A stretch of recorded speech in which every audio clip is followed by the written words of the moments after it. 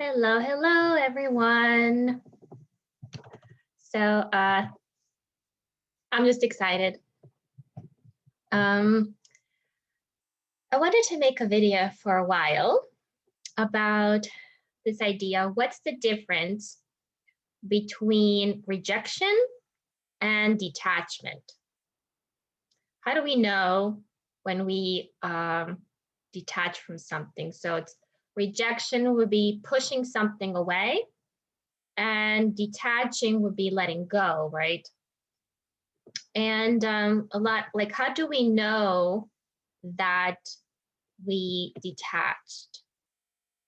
And so this is not a teaching video. This is more of an exploration, because I think we're all still in a process of detaching from something. We're all attached to something, and it's a lifelong process of little by little letting go. But a lot of times I've noticed in my life and working with clients,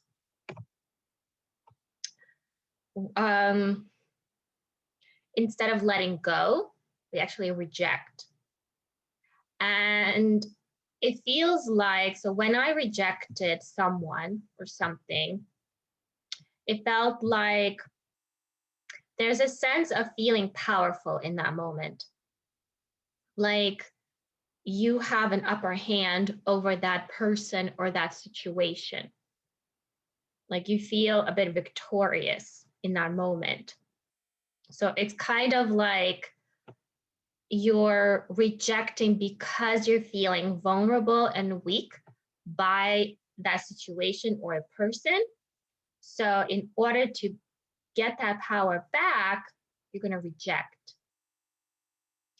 And in that moment, you feel powerful, or I'll just speak for myself, felt powerful, but at the same time, I still felt kind of yucky. I still felt kind of not like not fully confident. And I can also kind of see that in eyes of people who were trying to reject me. So I went through a very lengthy childhood of my parents rejecting me anytime. They used it as like manipulation tool. So telling me to get out, kicking me out at a young age. So I was like constantly rejected. The moment they didn't like something, it was a constant like get out of the house. At a the earliest was 7 or 8. So there's been this constant need to reject, but there is also like a sense of trying to run away or escape from that situation that's making us feel uncomfortable. And there's also a sense of avoidance. So sometimes we might, instead of even like dealing with the situation in any way, we just kind of stay away from it. So there's various ways that we can be rejecting something.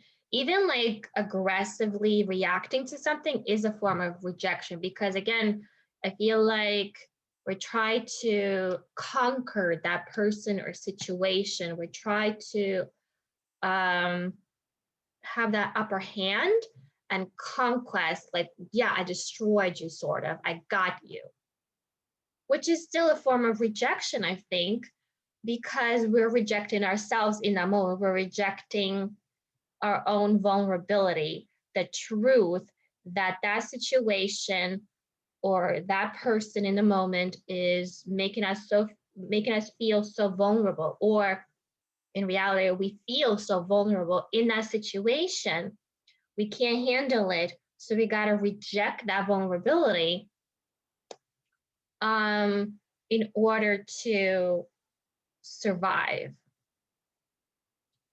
So now, what is detachment then?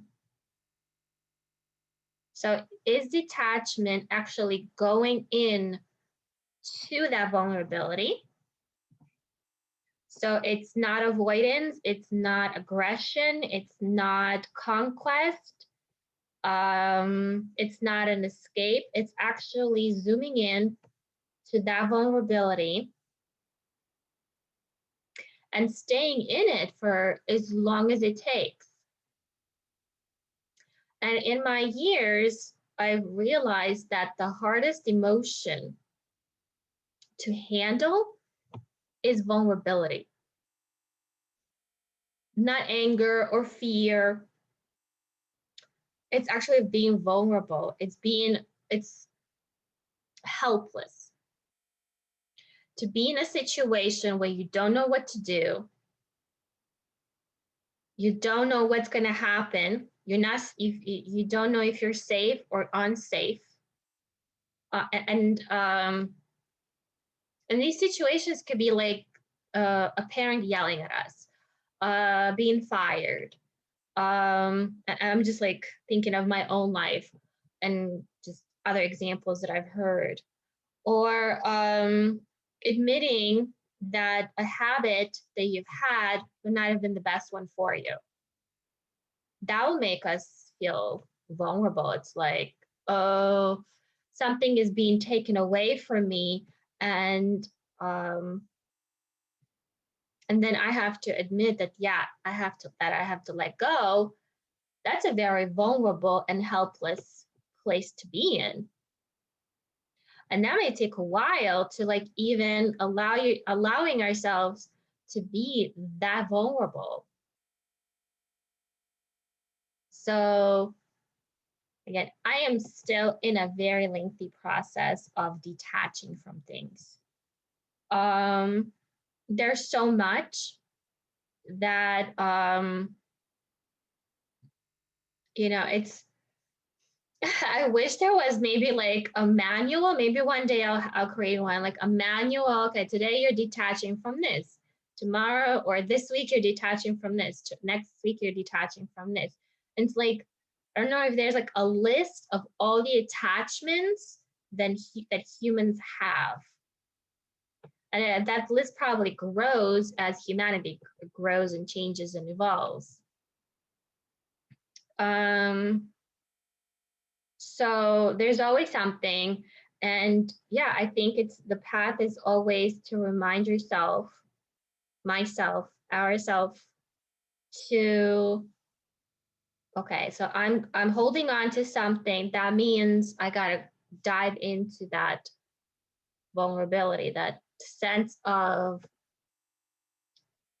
like it almost feels like there's no ground underneath my feet. There's no walls. There's nothing to lean against. There's no past or future. There is, and that feels so scary because we always need our security, right? Kids need to feel secure. They need that. They need to know their parents are there. They need to know their food is there, that shelter. Like kids need that. And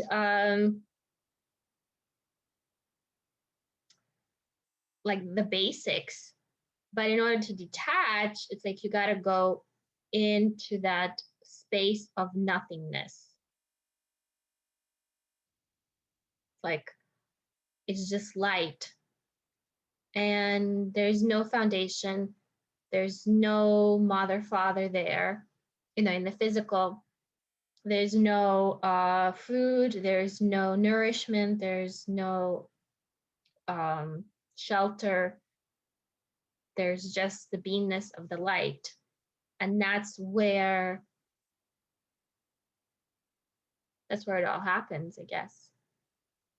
Just from my experiences diving into that vulnerability, it feels like diving into a pool or water and being completely submerged into it. It's like you want to feel like your head is fully inside in the water, and that's where you can actually sense that the fullness of that vulnerability, of that anxiety, of that fear, of that whatever it is.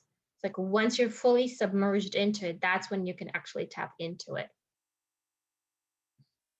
And that's where the detachment can start happening.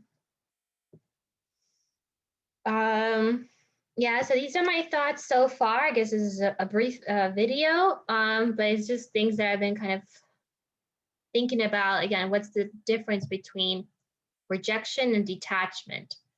I know the Buddhists and whoever wrote about it in length, but I kind of wanted it from my perspective, from my experience. Yep, so love to hear others. Take care.